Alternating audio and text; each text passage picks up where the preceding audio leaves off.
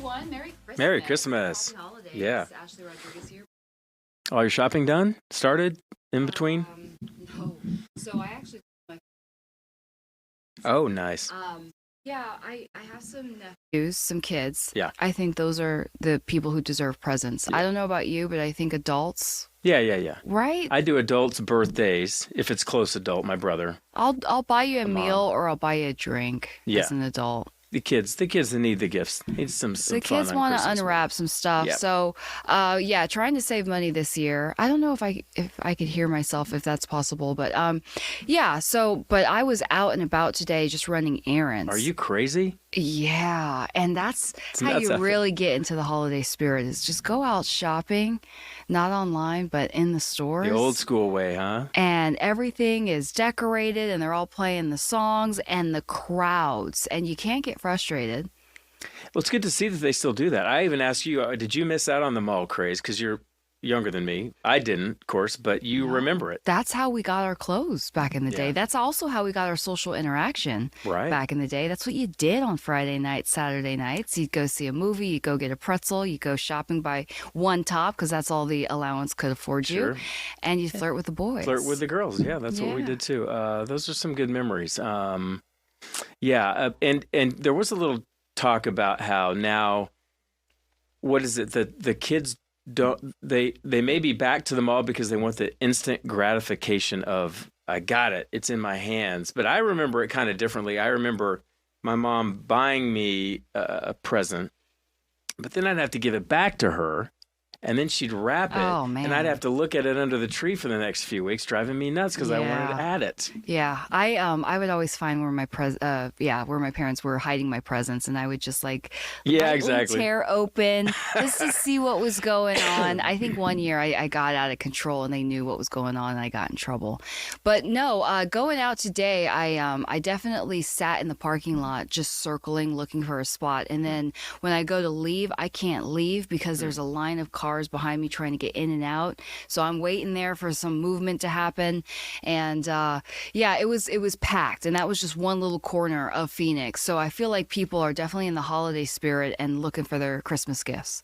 So it's not all fun and games. You got to park. That's You got to park. The store was madness. I went by Bath and Body Works. They were having a big sale. I saw the cutest lady. She was in complete Christmas garb, and she had parked all the way far away. She was walking in, but you could just tell she was there to Christmas shop for her grandkids. Cute. It was so Super cute. So if you go in that mindset and you treat it like, I'm going to get some coffee, I'm going to make a day of it and get some lunch and enjoy yourself. But if you're just trying to get in and out, don't bother, man. What was the best present you got as a kid? Do you remember? Does anything stand out? Anything from American Girl. Oh, that was hot. Now, is that Still those around are dolls? too. Those are Those dolls. are the historical dolls. They come with their own books and backstories, and then I think they got me a glow in the dark sleeping bag for sleepovers. Nice. Oh yeah, Right. Ooh. American Girl it's still the rage. They have their own standalone store in New York. Are they bigger than Barbie? Yeah, Oh, they're bigger. Those are the big dolls, but they're not like the baby dolls. They're like you can buy them clothes. Okay. And I got Addie. She was a runaway slave, so I had her whole book collection, how she ran away using the Underground Railroad, and then she got up to the Whoa. north. And Backstory. each huh? girl has their own backstory, telling the story of American history. Take that, Barbie. Oh yeah, but those are very expensive toys. So getting anything American Girl was really special. And interesting that a company would take on the Barbie mystique. I mean, Barbie was such a big deal for so long, still is, I'm guessing. But then they're like, no, we're going to go after the girl doll segment of the shopping world. So you have nieces and nephews, or just nieces? I know, a niece and nephew. Yeah. Okay, perfect. So you get to have fun with the toys. Yeah. Well, yeah. I should be clear. 2 nephews are older. 2 nieces are older. Oh. My brother has a younger children, a niece, 13, nephew, 8. So they're the fun. older kids are not fun. They just want tech stuff now. Yeah, That's not a toy. Toys used to be fun, right? Yeah, so I think my nephews are babies. They're not really fun either. But right when they hit around that toddler stage, you can actually go and look for toys. And I don't know if you remember like Cabbage Patch Dolls and Tickle Me Elmo, and when people were killing each other over buying that special, the toy of the year. I don't feel like we have that anymore. I do remember my 8-year-old nephew was, of course, big into dinosaurs forever. like a lot of kids. And I thought I went to go visit, and I bought him a dinosaur T-shirt because it was easy to pack in my thing. And I got something for you, Landon. And I pull out this dinosaur T-shirt. Poor kid burst into tears. He goes, "I don't want a T-shirt. I want a toy." Aww. Sorry, Landon. We'll go. Get We'll go you to a Target toy. here in a minute. Sorry about that. My bad. Yeah. Bad uncle. But we're talking about all this because we had a fun story last night where we have this Fox 10 vault. Ron McClellan, our super duper editor, finds all these great old stories. It was back from, was it late 70s? Looking at the mall back in the late 70s, the heyday. That was where to be. You go to the store now and it's like, oh, they didn't have what I was looking for. I'll go check online. But back in the day, if the store did not have the toy that your kid wanted, you had to go to multiple stores. You had to fight crowds, and then you felt guilty if you couldn't find it. What if you grabbed it at the same time the next person and you're in a tug of war to the death? Yeah. So I can imagine back in the days shopping for Christmas. It was cutthroat. Isabel, can we play that clip from, was it 19? I guess there's one from, sorry. This one actually is from 1989, Christmas shopping. Can we try that one?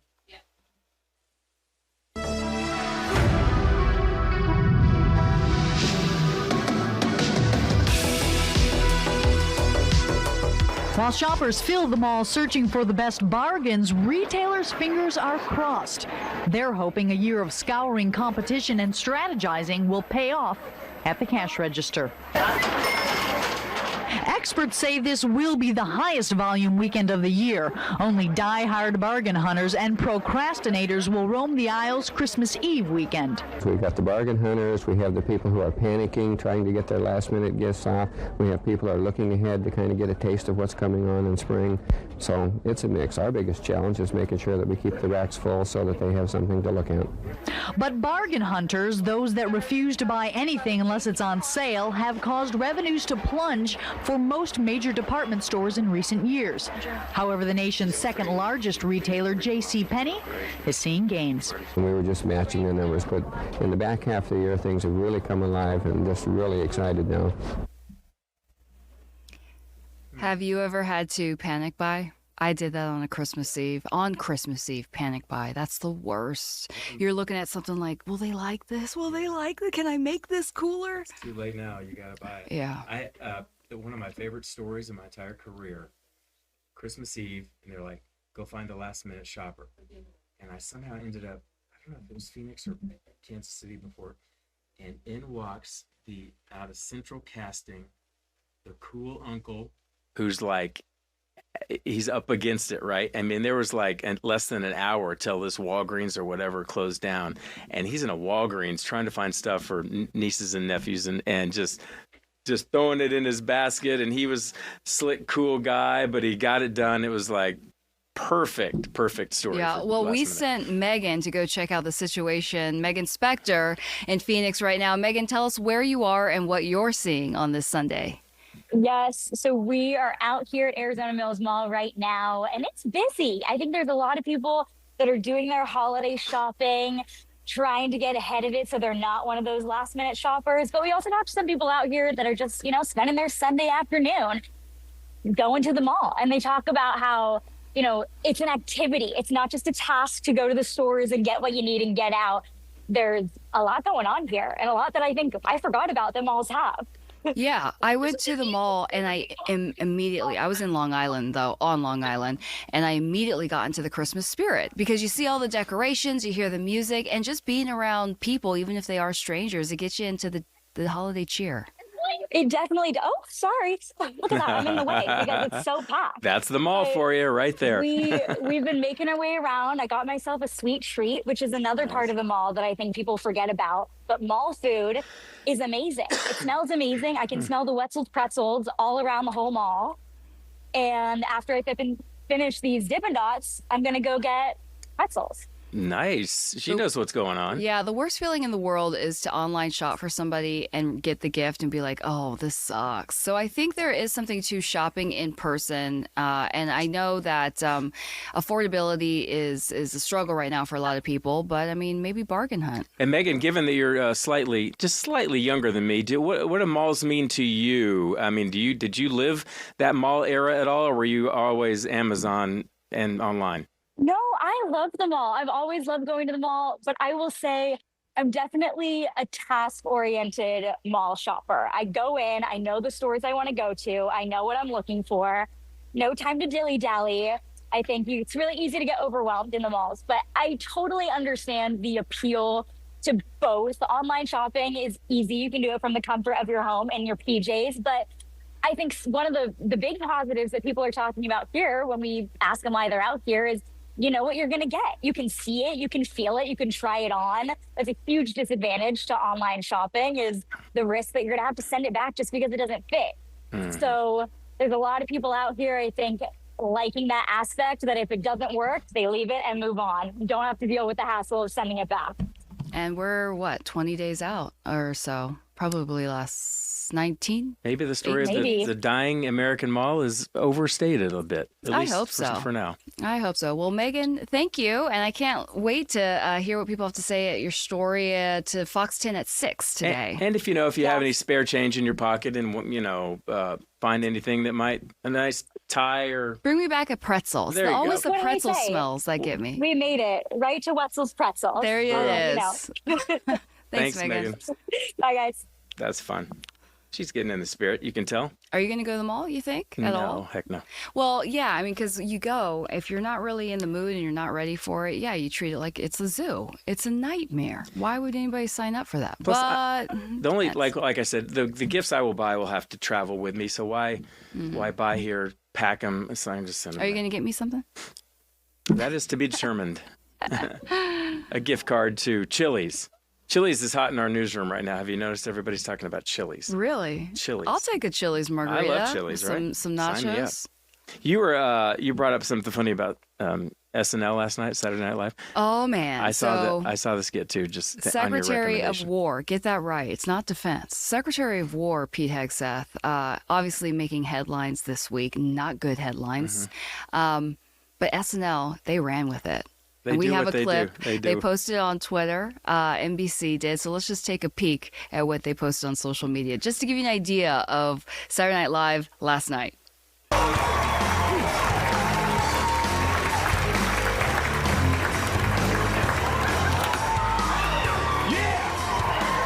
All right, shut the hell up. Shut it. Cut the music. What?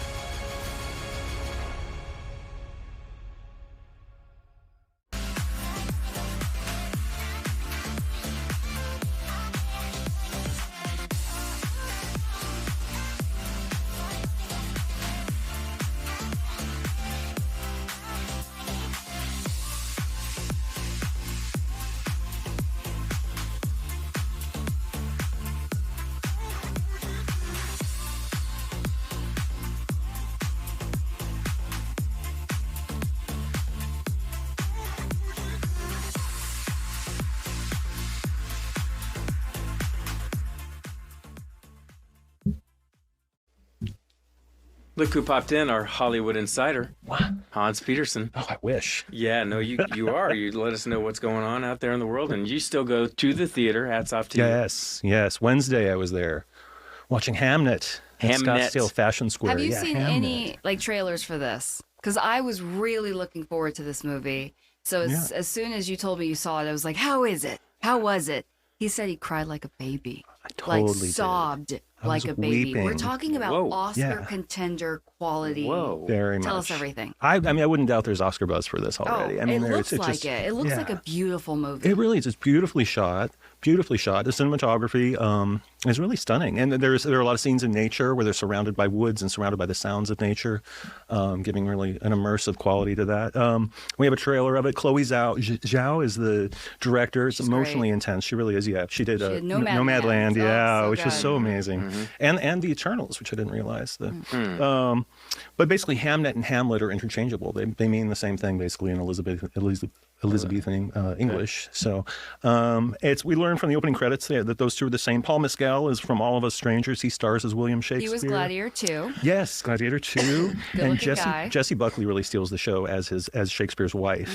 Anne or Agnes, both are used. And she was in HBO's Chernobyl. Shakespeare falls in love with the daughter of a forest witch, and she says that the writer loves me for who I am, not who I ought to be, which is very lovely. And there's a lot of there's a real frivolity to what's going on. There's a lot of jokes and outbursts, and it doesn't feel like some of the haughty period pieces that we see sometimes that are set in, Well, I've seen this trailer a number of times. I cannot figure out the plot. Well, it's basically, it's heart-wrenching, really. It's really about how they cope with the loss of one of their children. And it's Hamlet, or no, it's Shakespeare. Yeah. And his wife. Shakespeare and his wife, yeah. And their son's name is Hamlet. And so when Hamlet dies, the writer channels his grief into writing this play. And his wife is telling him, you're not grieving the death of your son properly, when in fact he's turning into this play. Beautiful, it's just beautifully shot. I'm not a huge fan of historical dramas, to be honest, yet I love this. So lovers of historical dramas will really appreciate the film. It's gut-wrenching, it's harrowing, and it really packs an emotional wallop, really. Do you think, your average dude will like it? Who's Yes, the audience for I this? do, Because I do. I'm more of a highbrow movie watcher. You are too. Yeah. Would you say? Pee-wee's Great Adventure. No. Yes, Pee-wee. Meatballs. I have to Revenge of watch the every Nerds. Oscar contender, for Best Picture. Like, do you watch Bridgerton? I didn't watch that. No. Did you? Yeah, okay. Yeah, That's not high enough brow for me, gosh, sure, darling. Sure. Were you Masterpiece Theater then? Oh, my mom loved Masterpiece Theater, and I was always like, oh, gosh. Like, Mom, come on. Yeah, but this is amazing. This is not Masterpiece Theater. This is it's much more accessible than that, I'd say. And I think the audience would be wide for this one. I will say though, when the child dies, it's so harrowing. I actually saw two people walk out of the theater clutching their popcorn Really? bags. Like, they were committed to see the movie. They left. They were like, I can't take it. Oh. Yeah. So I mean, it is, So this is winning an it's Oscar. harrowing. Yeah. Yeah. And I will say also, and then the ending is amazing when you finally see the first presentation of the play Hamlet that Shakespeare's written, and you see how he kind of channeled his grief into the play. Although many of the lines have new meanings. Hamlet's soliloquy in the play has new meaning. Oh, man. And interesting, the backdrop in the play, behind the actors in the play Hamlet, it's this, painted forest scene, and it mimics the forest scene that you've seen over and over again in the movie itself. There's just a real theme of art imitating life going on here. That would be great to watch, because I know as somebody who's tried their hand at Hamlet in the theater, you don't know what you're saying. Did. Oh, What did you play? tell us more. Yeah. No, just reading it. I mean, in high school, you gotcha. never were in a theater production of a Shakespeare play or had to read a Shakespeare play, and you're like, what are they saying, and what does this mean? Right. But to see it come alive would be awesome. And It really is. I mean, Shakespeare, the guy's still killing it. How many years, 100 years later, hundreds and hundreds of years later? I mean, my gosh. Midsummer Night's Dream I was in, I got to say. There we go. Yeah, There we go. yeah. Good Still stuff. quote it. Okay, 2 thumbs up, huh? Oh, Okay. yeah. I will say, though, if one has ever lost a child, maybe pass on this movie for now, because it is that harrowing. There should be a parental advisory on this, I swear. Not for kids not to watch it, but for parents not to watch it if that's something they don't want to deal with. It's probably a good idea to pass for a while on this one. Good point. The other one is Jay Kelly. A lighter note, maybe? Yeah, definitely lighter. It's on Netflix. Just dropped on is it? Netflix. Okay. And I should say, Hamlet just got wide release this weekend. So, or Hamnet, sorry, just got wide release this weekend. So even though it was in limited theaters, that's in a lot of theaters now. Netflix just premiered Jay Kelly on Friday. It's got 76% critics ratings, 87% audience rating. It's by Oscar nominee Noah Baumbach. He did Squid and the Whale, Marriage Story, White Noise. Did he help out with Barbie, or am I getting that wrong? His wife, Greta Gerwig, directed Barbie, so he may have. Okay. I don't know what role he had, in Did you terms see of helping Marriage out. Story with Scarlett It was Johansson? painful. It was painful to watch. Yeah, I had to stop watching it. Yeah. I was at a breakup point, and I was like, too close to Hit home. a nerve. Yeah, Gotcha. yeah, but powerful stuff. Yeah, So, it is powerful. but he kind of plays an aging movie star, which is mirrors life. Very for him a meta. little bit. It's very meta. Yeah, an aging movie star, and he's trying to sort of reassess his life and reconcile the fact he hasn't spent time with his family, that he's put his career first, and so he goes on this voyage to Europe to try and reconnect with one of his daughters, who neither of his daughters want anything to do with him. His publicist, great performance by Laura Dern. His publicist Liz doesn't want anything to do with him. His manager Ron is getting sick of him. It's like everybody around him is kind of edging him out, and it's all coming back to haunt him in a way. But ultimately, it feels a little slow. Like we spend the whole time kind of waiting for the movie to get started is how it feels a little bit. I haven't really enjoyed a George Clooney performance in a while. Yeah. I think the last time I enjoyed one was the airplane movie where he was having the affair. What was that? Oh yeah, The Layoff with Anna Kendrick. Yes, Yeah. What was it called? Up in the air. Up in the air. That was good. Yeah, that was great. I enjoyed that one a lot. I like Descendants a lot. Descendants was great. I like that That was movie. a good one. That was really good. And this, I don't mean to downplay it. This is one where there's a lot of meta to it. There's a lot of beautiful moments. There's an opening tracking shot where you're watching a Hollywood production and, midway through, and the tracking shot takes like 4 or 5 minutes and there are no cuts. Wow. It's almost like an homage to Robert Altman's The Player, which itself is kind of an homage to, What Oscar is with Welles' these directors and their Touch of tracking Evil. shots? I know, You they don't love like them. it? Well, I know it was the thing, like the Goodfellas, and it was before then, I'm the sure. Revenant, Scorsese, The restaurant Inarritu. shot. But okay, we get Birdman. it. Or wasn't there the Birdman. Birdman. The whole movie is The a whole tracking movie's shot. a tracking shot. Great, Yeah. but Yeah. you have a But the purpose thing behind is, it. when I watch one of those shots, it's like every single actor had to get their lines perfectly. Every cue, every But then you're move. not Special thinking about the effects. movie. You're thinking about the directing of the movie. Yes, but I mean, there's a masterpiece in the fact that it's like a symphony. He Yes. can get everybody Agreed. together in one shot. Agreed. It all has to work. On that note, what do you guys think about this? I've thought about this. There are some actors out there. George Clooney might be one. I can name a few others, perhaps, but they kind of play themselves. Yes. And is that like a genius though? He doesn't do it for me. The only person I like that does that is Jason Bateman. I was going to say. Oh, Jason yeah. Bateman. I like Jason Jason Bateman plays Bateman himself. playing himself, but like I've never been moved by George Clooney. Is this an Oscar nominee I ever? think there was a lot of Oscar buzz like a month ago. I don't know if there is as But much I mean, now. in but yeah. general, has he ever won an Oscar? I should look that up. I don't That think he has. I don't think he know. has. I He's can't kinda- remember. No, he did he? he directed the. Oh, that's Good right. Sure, Night, of course. Good Luck, or whatever. For Good Night, Director, Good Luck. though, right? Yeah. But I don't know if he's I won an never get acting excited Oscar. about George Clooney. Sorry, George. Well, yeah, but he had his time there where he was the it guy. Yes, he was, And yeah. people were fawning all over him, and he was Mr. Hollywood. Yeah. He got one for Syriana and Syriana. Argo. There we go. Okay. Well, So- I will say there's a lot of talk in the movie about the fact that he's playing an actor. Jay Kelly, as the actor in this movie, always plays himself. They talk a lot about That's that. funny. And they also talk about how the hardest part to play is yourself, is what they're trying to allude to. Yeah, that it's easier to just step into somebody else's shoes, but to play yourself is the greatest challenge, supposedly. Oh, okay. Yeah. I had that Yeah, backwards. when I saw Nicolas Cage do that movie with I forgot his name. I'm so sorry, guys. And he was playing himself as Nicolas Cage. I just don't like those movies where they kind of like mimic themselves that much. I don't know. It's that. It's very meta, even though it's supposed to be Jay Kelly. There are even clips of George Clooney's movies in the movie Oh, that are supposed my to be Jay goodness. Kelly's. Yeah. Oh, I Gotcha. see. But I was surprised I did like that Nicolas Cage movie, Oh, The you did? Unbearable Weight of Yeah. But you know what? Like, to me, because it's on Netflix, I'll give it a shot. If I had to go to the theater, Exactly. Right. And that kind of is why I think we have lower quality movies these days, because people are just releasing them to streaming. And there is less of a plot. I mean, you really could like be on your tablet during the whole movie and really not miss a lot. I mean, but a lot of great moments, but it's not one that requires commands your attention the way Hamnet does. Let's say. Oh, I can't wait to see that's where Hamnet. we're at, though, right? I mean, I watch so many things on TV or in movies while I'm looking at the phone. It's so sad, but I admit it. I mean, I'm just like up and down. I try not down. to. Yeah. I usually And I don't take in either one. At the end, I'm like, what did I just watch and what did I just read? I don't know. Yeah. Wasted my day again. Any movies coming out that you're looking forward to? I am really looking forward to Marty Supreme. Oh, okay. About the ping pong player, a guy who's trying to make a name for himself as a ping pong player. I think there's more to it than that, really. But Sure. the Housemaid looks really interesting. Oh, and Song Sung Blue.